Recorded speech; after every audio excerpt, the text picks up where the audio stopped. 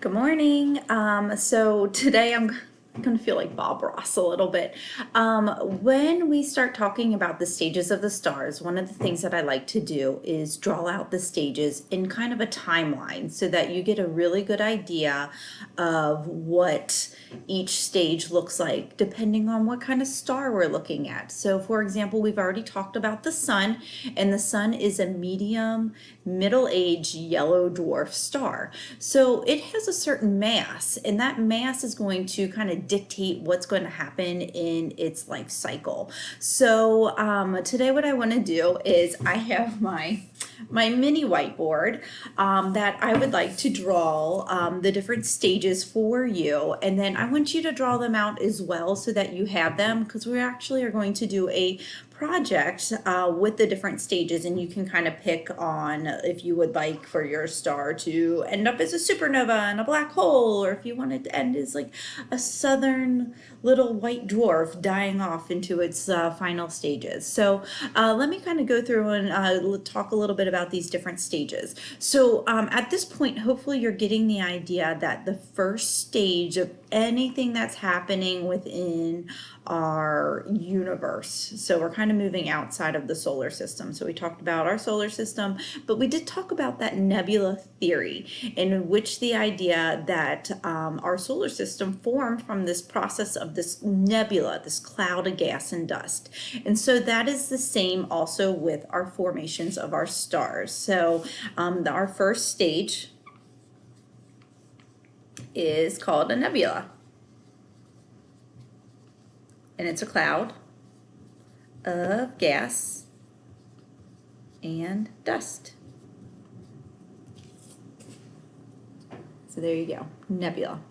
And of course you get my really, really bad drawings of cutesy little characters on, clearly this is not what it looks like in our solar system, but this is how my brain works, and this is how I kind of think of it. So a nebula, a cloud of gas and dust. So, and we're gonna come back, this is a cycle. So this is the type of the part of the year where we start talking about all these different cycles.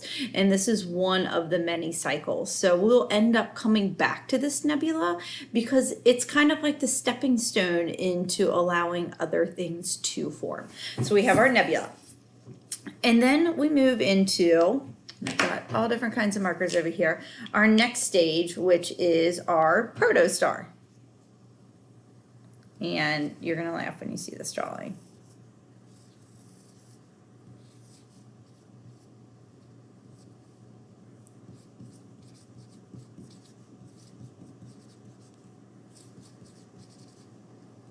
So in the protostar stage, it's just clumping of material due to gravity. So gravity is pushing inwards on it. So voila. So we have our nebula and then our protostar. And once again, that says clumping of materials because gravity is pushing downwards on it. So we have the nebula, which is made out of gases and dust. And when I say dust, I'm talking about particles of elements: hydrogen, helium, nitrogen, carbon, who knows what else. That's just what we know in our solar system. There might be other elements out there that we have never seen before that were created due to another star exploding, creating a nebula. But for our sake, we do understand that there is a lot of carbon, there's a lot of hydrogen, there's a lot of helium. Those are kind of the ones that are there the most. So then this protostar is that gravity starts to push inward on it, kind of like in our nebula theory, and we start to get that process of spinning. It looks like Saturn. It's terrible, but you get the idea. Our next stage, I'm going to keep with the orange, is our star stage. And this is where I draw my Super Mario Brothers star. And so in our star stage, the important thing that we have happening is nuclear fusion, and that's that process, remember, we talked about with the sun, is that in the core of all stars there is a ton. They all start out with a ton of hydrogen, and that hydrogen is being fused, being pushed together and to form helium. So hydrogen into helium, and we have fusion.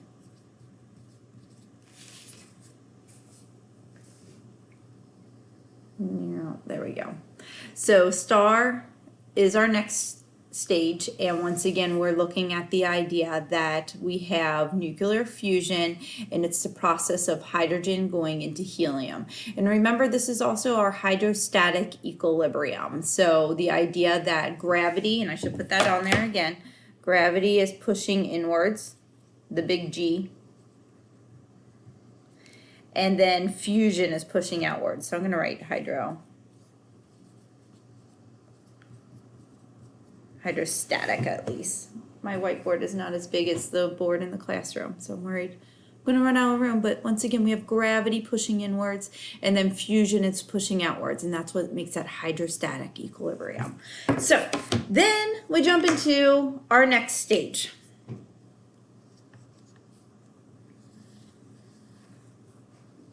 Which is called the red giant stage. And I don't know if I should make him smiley face. I should make him more like, ah.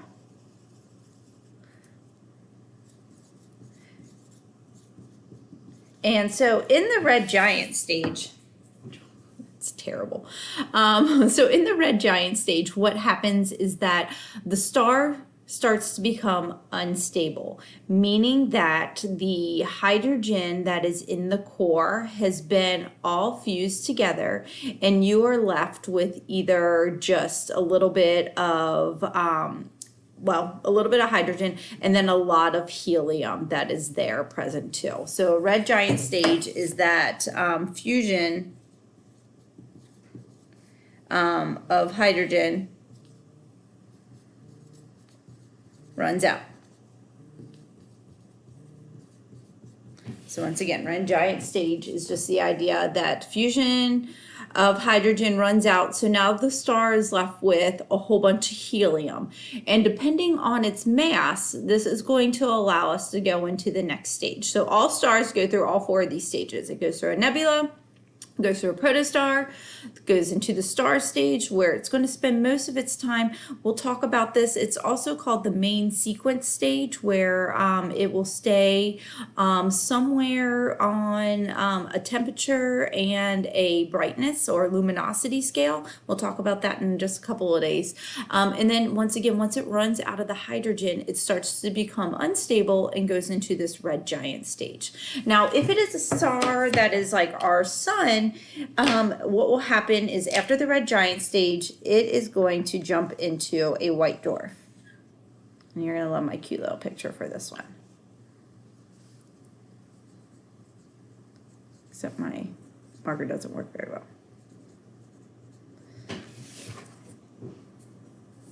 Oh my gosh, isn't that cute?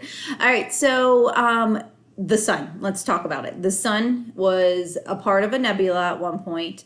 And as gravity started to push in on that nebula, it started to form into a protostar, meaning it kind of started organizing all the hydrogen and kind of pushing it all together.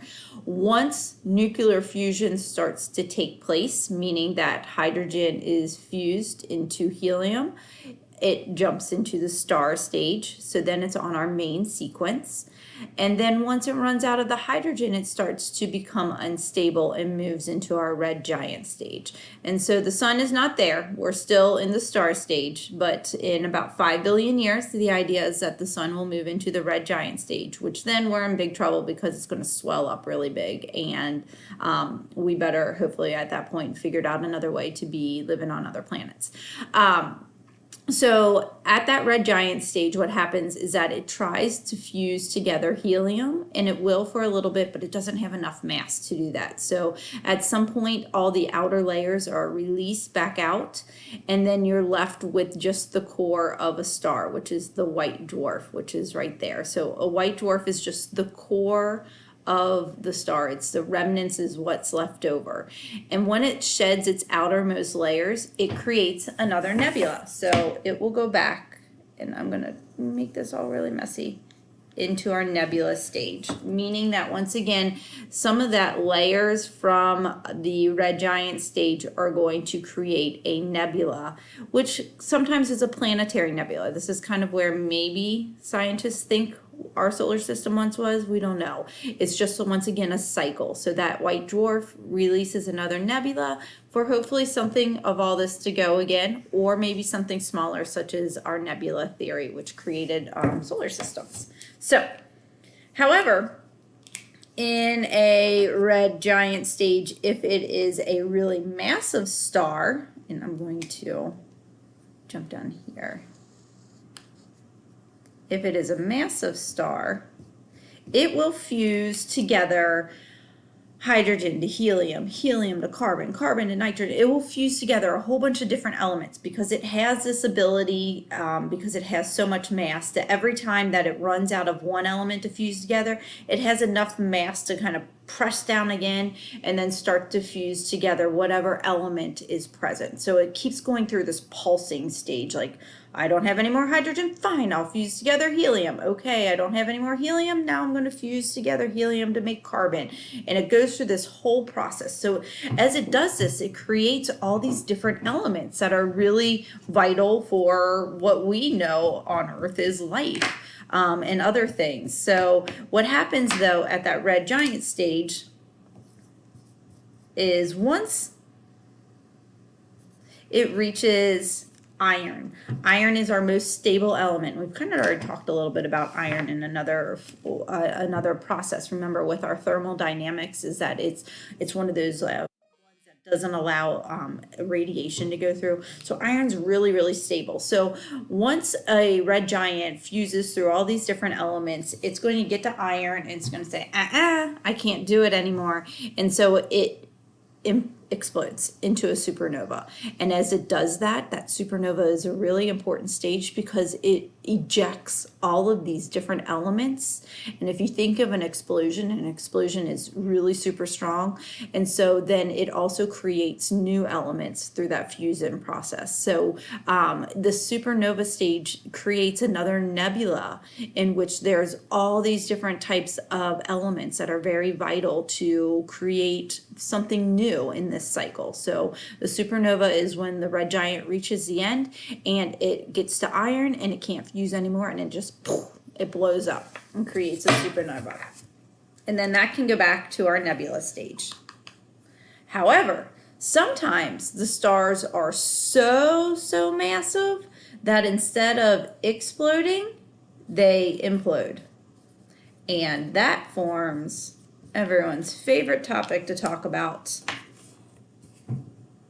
black holes. And so this is kind of, once again, this is a super massive star. So really big, and I'll show you pictures of all the different types of stars. So the supermassive star, instead of being able to explode, it has so much mass and it's so dense that instead of exploding, it implodes and it collapses in on itself. And as it does that, it creates the most massive, the most densest thing that we know in our whole universe, which are black holes. And so black holes are a more recent discovery, and we're going to spend a lot of time talking about them. They have the most mass. So, and at this point, we understand if anything has a lot of mass, it has a ton of gravity. So black holes have a ton of gravitational forces as well. And so they are something that are holding together most of our galaxies. So if we think about it, we live in the Milky Way galaxy. And so our galaxy is held together by a black hole. And it's an extremely old black hole, but it is still there. So that one does not circle back to a nebula, but our white dwarf and our supernovas complete that cycle for a nebula to form again, and then another star to form. And so this process has happened over and over, billions and billions and billions of years, until we get to what we see today. And so now we're going to hit the rewind button, talk about what this looks like for our whole idea of the Big Bang Theory and where did our whole universe come from. So I hope this timeline was helpful. I will take a picture of it as well and post it onto the Canvas page. Bye.